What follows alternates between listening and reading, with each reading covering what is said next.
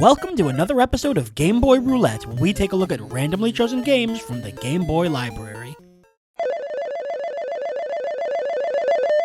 The Hunchback of Notre Dame. Ah, a nice uplifting story. In 1831, novelist Victor Hugo published the Gothic tragedy known as The Hunchback of Notre Dame. The story of the deformed Quasimodo, the beautiful dancer Esmeralda, and the twisted Archdeacon Claude Frollo was one fraught with themes of love, fate, and sin. It was a dark, depressing story about tragic heroes and the oppressive force of religion, with an even more tragic ending. It's truly an iconic story, one that left its mark to this day, and even established Notre Dame as a major icon of Parisian heritage. And so, obviously, Disney looked at it and thought, this is perfect material for a kids movie and tie-in franchise. Disney is known for their more lighthearted retellings of stories. We don't need to go over how dark the original Pinocchio or Little Mermaid were, but even for them, it's just weird to turn the Hunchback of Notre Dame, of all things, into something rated G. Granted, the movie was really good, and still featured some pretty intense themes, but it's odd nonetheless. And with any Disney movie from that era came tie-in video games, although surprisingly very few in this case. It pretty much was just a game for the MS-DOS and a port of that game for the Game Boy, and that's it. I don't hate The Hunchback of Notre Dame. The movie is great and features the single greatest villain song of all time, but so much about his existence is utterly baffling to me. Annoyingly, Quasimodo is nowhere to be found on the box art. Instead, it's the three gargoyles, Victor, Hugo, and Laverne. Quasimodo was such a great character, and he doesn't even warrant a spot on a box for a game about him? For shame! So is there a reason this movie got so few games? Let's seek sanctuary with The Hunchback of Notre Dame. Oh, those are the bells. Okay, that's clever. Oh, never mind. I thought those were just the bells, but no. Unless these are really, really good bells. Disney's The Hunchback of Notre Dame. Topsy-turvy games. You know how Hunchback of Notre Dame was so lighthearted. I can't get over that. Oh, there's a... Okay, I just pick them.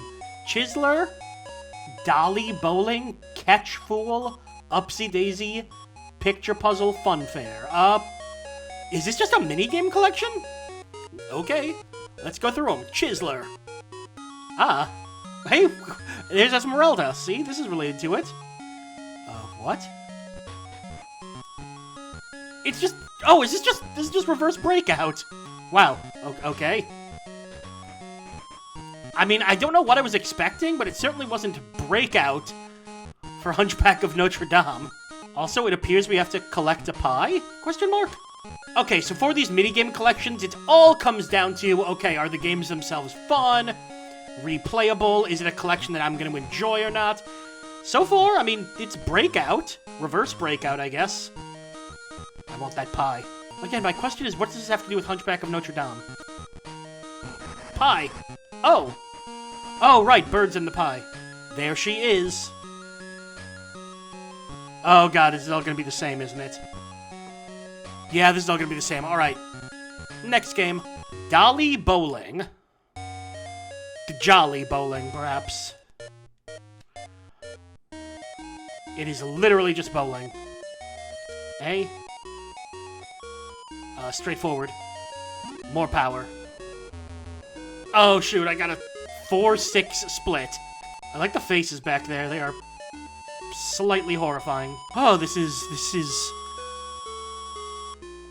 dull as all hell. You know, I really liked Hunchback of Notre Dame. I thought the movie was really well done.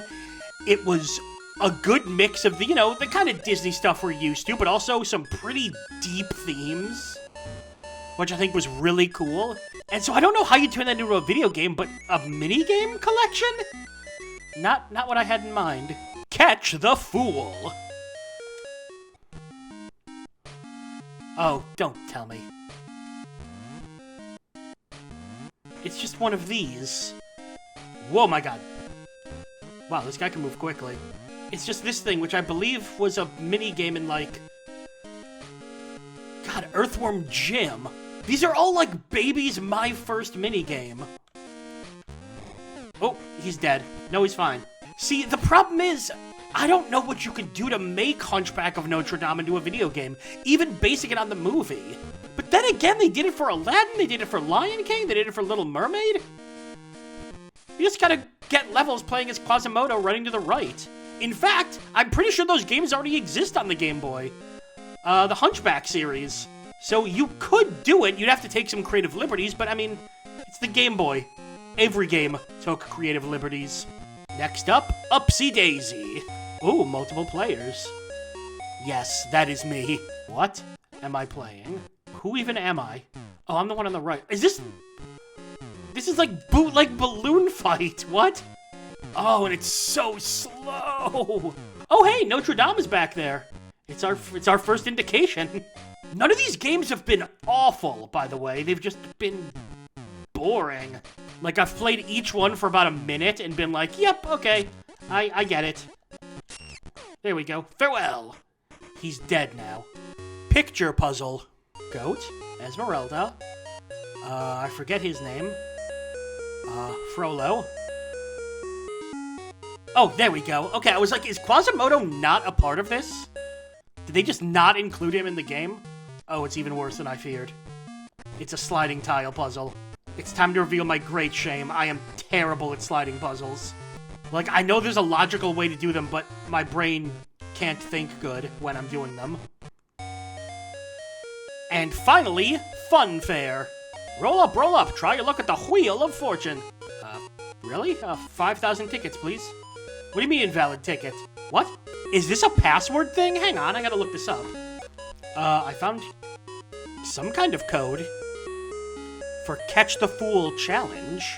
431. Ooh. You are challenged to complete... Oh, so there's like a little challenge thing. I like the idea of these challenges you can do, where it's like little mini achievements. The problem is, they involve having to play more of this game. All these mini games are incredibly dull. They're all very repetitive after you've played the first level.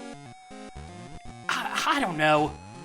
This is just kind of dull and boring and blah.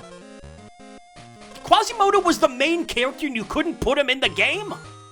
I know Quasimodo got a happy ending in the movie, but he still deserves justice for this game. I said going in that the existence of this game baffled me. Well, now having played it, I'm somehow even more baffled, because the game had some of the most bizarre decisions I've seen in a Game Boy game in some time. The game itself isn't awful, it's just a very basic collection of minigames, but that's the key, they're all basic. Each one functions, but not a single one of them excelled, because I can get a better version of each one elsewhere. The graphics were fine, the music was fine, it was all just fine. I do like the idea of the mini achievements in the challenge mode, but apparently you have to unlock the challenges by playing more of the game, and that just does not appeal to me. But my biggest issue with the game? What the hell did this have to do with Hunchback of Notre Dame? The best kind of games with tie-in franchises are ones that tailor the gameplay to in some way be like the franchise, and in this case, there was nothing. You could have made this game about Aladdin, or Barbie, or Samurai Pizza Cats, and nothing would change about it. In fact, the only presence of the iconic characters is a few screenshots for the puzzles in the background. Quasimodo, the Hunchback himself, is not only absent from the box art, but I only spotted him a single time in the game. It's such a bizarre decision. It's like it was an existing minigame collection that they very quickly threw Hunchback of Notre Dame over. I can't recommend this game for a wide variety of reasons. Even if it paid proper respect and had every character front and center, the game itself was just too dull to get any kind of enjoyment out of it. Sorry about the disrespect, Quasimodo, but on the plus side, your movie was pretty sweet. And that's all for another episode of Game Boy Roulette. Make sure to like the video, comment, and subscribe to follow the series as we continue to dig through the Game Boy vault. I'm BrianJ, and I'll see you next time.